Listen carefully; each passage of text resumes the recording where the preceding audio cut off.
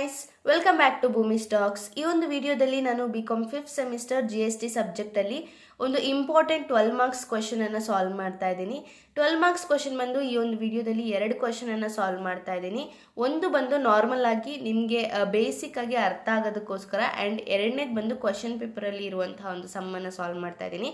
First ನಾವು ನೋಡೋದಾದರೆ ಇಲ್ಲಿ ಇದು ಕ್ಯಾಲ್ಕುಲೇಷನ್ ಆಫ್ GST ಪೇಬಲ್. ನಾನು ಅದನ್ನು ಹೇಳೋದನ್ನು ಮರ್ತಿದ್ದೆ.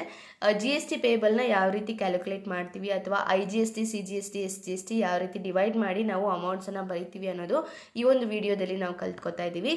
ಫಸ್ಟ್ಲಿ ನಾವಿಲ್ಲಿ ನೋಡೋದಾದರೆ, CA Gulcha, a practicing chartered accountant in Bangalore, and he is a Bangalore-allidaane, received money from various clients for the service rendered in the month of November. ಅವನು various ಏರಿಯಾಸಲ್ಲಿ ಸರ್ವಿಸಸನ್ನು ಮಾಡಿರ್ತಾನೆ, ಅದಕ್ಕಾದ remuneration ಅಥವಾ ಅವನ clients ಬಂದು ಅವನಿಗೆ payment ಮಾಡಿರ್ತಾರೆ. ಯಾವ ರೀತಿಯಾದ payment ಮಾಡಿರ್ತಾರೆ ಅಂತ ನಾವು ನೋಡೋಣ.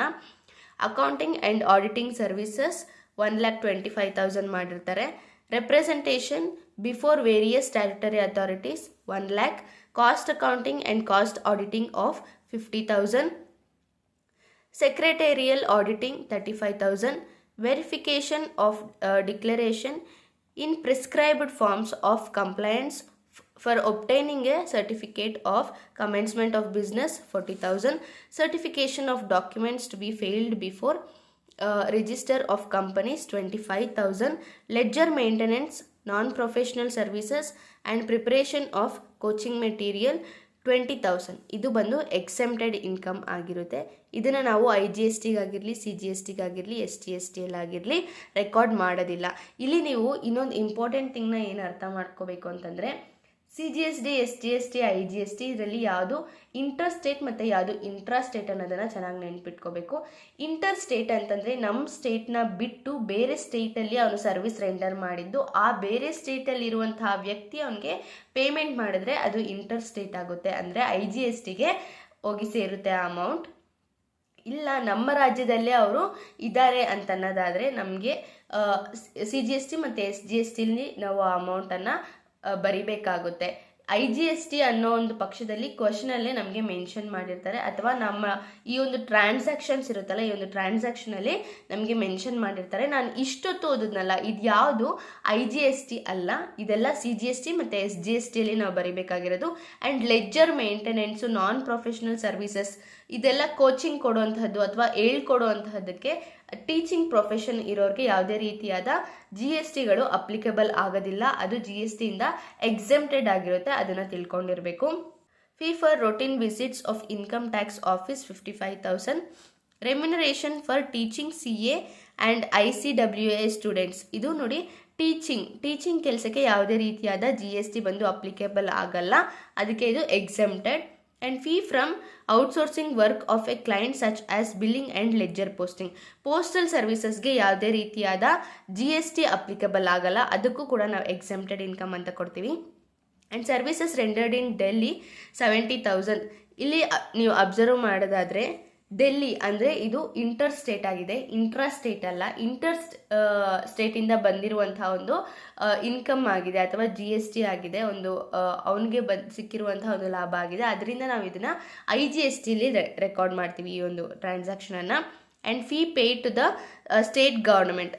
ನಾವು ಸ್ಟೇಟ್ ಗೌರ್ಮೆಂಟ್ ಬಂದು ನಮಗೆ ಯಾವುದೇ ರೀತಿಯಾದ ಫೀ ಪೇ ಮಾಡಿದ್ರು ಅಥವಾ ಅದಕ್ಕೆ ಆದ GST ಪೇಯಬಲ್ ಬಂದು ನಮಗೆ ಬೀಳೋದಿಲ್ಲ, GST ಬಂದು ಬೀಳೋದಿಲ್ಲ, ಅದು ಕೂಡ ಎಕ್ಸೆಂಪ್ಟೆಡ್ ಇನ್ಕಮ್ ಆಗಿರುತ್ತೆ ಅಥವಾ ಎಕ್ಸೆಂಪ್ಟೆಡ್ ಆಗಿರುತ್ತೆ GST ಪೇ ಮಾಡೋದ್ರಿಂದ. You are required to calculate GST payable on outward supply. IGST rate is 18%, CGST is 9% and SGST is 9%. IGST ಬಂದು 18%, CGST 9%, SGST ಬಂದು 9% ಕೊಟ್ಟಿದ್ದಾರೆ. ಇದನ್ನು ನೆನಪಲ್ಲಿ ಇಟ್ಕೊಳ್ಳೋಣ. ನೆಕ್ಸ್ಟ್ ಇವಾಗ ಕ್ಯಾಲ್ಕುಲೇಷನ್ ಆಫ್ GST ಪೇಯಬಲ್ಗೆ ಹೋಗೋಣ. ಪರ್ಟಿಕ್ಯುಲರ್ಸ್ ಇದೆ, IGST ಇದೆ, CGST ಇದೆ ಆ್ಯಂಡ್ SGST ಇದೆ.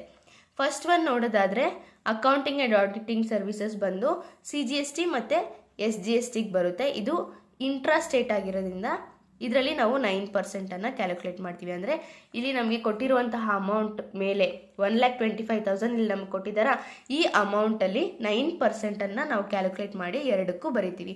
ಎರಡಕ್ಕೂ ಯಾಕೆ 9% ಬರಿತೀವಿ ಅಂತಂದರೆ ಕ್ವಶನಲ್ಲಿ ಎರಡಕ್ಕೂ ಕೂಡ 9% ನಮಗೆ ಕೊಟ್ಟಿರೋದ್ರಿಂದ ಎರಡಕ್ಕೂ 9% ಕ್ಯಾಲ್ಕುಲೇಟ್ ಮಾಡ್ತೀವಿ. ಅದೇ ಥರ ಈ ಮಿಕ್ಕಿರೋ ಎಲ್ಲ ಟ್ರಾನ್ಸಾಕ್ಷನ್ಗೂ ಅದೇ ಥರ ನಾವು ಬರಿತೀವಿ. ಇಂಟ್ರಾಸ್ಟೇಟ್ ಆಗಿದ್ರೆ ನಾವು 18% GST ಪೇಬಲ್ ಅನ್ನು ಕ್ಯಾಲ್ಕುಲೇಟ್ ಮಾಡ್ತೀವಿ. ಸೆಕೆಂಡ್ ಒನ್ ನೋಡೋದಾದ್ರೆ representation before various statutory authorities. ಈ ಅಮೌಂಟ್ ಬಂದು ಎಷ್ಟು ಕೊಟ್ಟಿದ್ದಾರೆ, 1 lakh ಕೊಟ್ಟಿದ್ದಾರೆ. ಆ್ಯಂಡ್ ಆ 1 lakh ಇಂಟು 9% ಮಾಡಿದಾಗ ನಮಗೆ 9,000 ಬರುತ್ತೆ. Cost account and cost auditing ಇದರಲ್ಲಿ ಎಷ್ಟು ಕೊಟ್ಟಿದ್ದಾರೆ ಅಂತಂದರೆ 50,000 ಕೊಟ್ಟಿದ್ದಾರೆ ಅಮೌಂಟು. ಆ 50,000ಅಲ್ಲಿ ನಾವು 9% ಮಾಡಿದ್ರೆ 4,500 ಬರುತ್ತೆ. ಆ್ಯಂಡ್ ಫೋರ್ತ್ ಒನ್ ಬಂದು ಸೆಕ್ರೆಟೇರಿಯಲ್ ಆಡಿಟಿಂಗ್ 35,000 ಕೊಟ್ಟಿದ್ದಾರೆ. 35,000 ಇಂಟು 9% ಮಾಡಿದ್ರೆ ನಮಗೆ 3,150 ಬರುತ್ತೆ. ಎರಡಕ್ಕೂ ಅಷ್ಟೇ ಬರಿತೀವಿ ನಾವು. ನೆಕ್ಸ್ಟ್ ವೆರಿಫಿಕೇಷನ್ ಆ್ಯಂಡ್ ಡಿಕ್ಲರೇಷನ್ಗೆ ಬಂದು ಎಷ್ಟು ಅಮೌಂಟ್ ಕೊಟ್ಟಿದ್ದಾರೆ ಅಂತಂದರೆ 40,000 ಅಮೌಂಟ್ ಕೊಟ್ಟಿದ್ದಾರೆ. ಆ 40,000 ಅಮೌಂಟ್ಗೆ ಇಂಟು 9% ಮಾಡಿದಾಗ ನಮಗೆ 3,600 ಬರುತ್ತೆ. ಆ್ಯಂಡ್ ಸರ್ಟಿಫಿಕೇಷನ್ ಆಫ್ ಡಾಕ್ಯುಮೆಂಟ್ಸ್ಗೆ ಕೂಡ ಇಲ್ಲಿ 25,000 ಕೊಟ್ಟಿದ್ದಾರೆ. ಆ 25,000 ಇಂಟು 9% ಮಾಡಿದಾಗ 2,250 ರೂಪೀಸ್ ಬರುತ್ತೆ. CGSTಗೆ ಮತ್ತು SGSTಗೆ ಹೇಳ್ತೀವಿ. ಆ್ಯಂಡ್ ಲೆಡ್ಜರ್ ಬಂದು exempted. And fee for routine visits ಎಷ್ಟು ಕೊಟ್ಟಿದ್ದಾರೆ ಅಂತಂದರೆ ಇಲ್ಲಿ 55,000 ಕೊಟ್ಟಿದ್ದಾರೆ. 55,000 ಇಂಟು 9% ಮಾಡಿದಾಗ ನಮಗೆ 4,950 ರೂಪೀಸ್ ಬರುತ್ತೆ. And remuneration for teaching exempted ಆಗಿದೆ. ಫೀ ಫ್ರಮ್ ಔಟ್ಸೋರ್ಸಿಂಗ್ ಅದು ಕೂಡ ಎಕ್ಸೆಂಪ್ಟೆಡ್ ಆಗಿದೆ. ನೆಕ್ಸ್ಟ್ ಸರ್ವಿಸಸ್ ರೆಂಡರ್ಡ್ ಇನ್ ಡೆಲ್ಲಿ ಅದು 70,000 ಇದೆ. 70,000 ಇಂಟು 18% ಮಾಡಬೇಕು. ಇಲ್ಲಿ 70,000 ಇಂಟು 18% ಮಾಡಬೇಕು. ಯಾಕೆ ಅಂತಂದರೆ ಇಲ್ಲಿ ಕ್ವಶನಲ್ಲಿ ನೋಡಿ IGST ರೇಟ್ ಬಂದು 18%. ಅದರಿಂದ 18% ಮಾಡಿದಾಗ ನಾವು 12,600 ನಮಗೆ ಆನ್ಸರ್ ಬರುತ್ತೆ. ಅದನ್ನು IGST ಕಾಲಮಲ್ಲಿ ನಾವು ರೆಕಾರ್ಡ್ ಮಾಡಿರ್ತೀವಿ.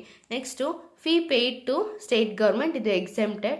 ಗೌರ್ಮೆಂಟ್ಗೆ ಯಾವುದೇ ರೀತಿಯಾದ ಫೀಸನ್ನು ನಾವು ಪೇ ಮಾಡಿದರೆ ಇದು ಎಕ್ಸೆಂಪ್ಟ್ ಆಗಿರುತ್ತೆ. ಇವಾಗ ಈ ಟೋಟಲ್ಸ್ನೆಲ್ಲ ಆ್ಯಡ್ ಮಾಡಿ ಇಲ್ಲಿ ನಾವು ಬರಿತೀವಿ. ಆ್ಯಂಡ್ ಇನ್ನೊಂದು ಎಕ್ಸ್ಪ್ಯಾನ್ಷನ್ಸ್ ನಾನು ಇಲ್ಲಿ ಬರ್ತಿದ್ದೀನಿ.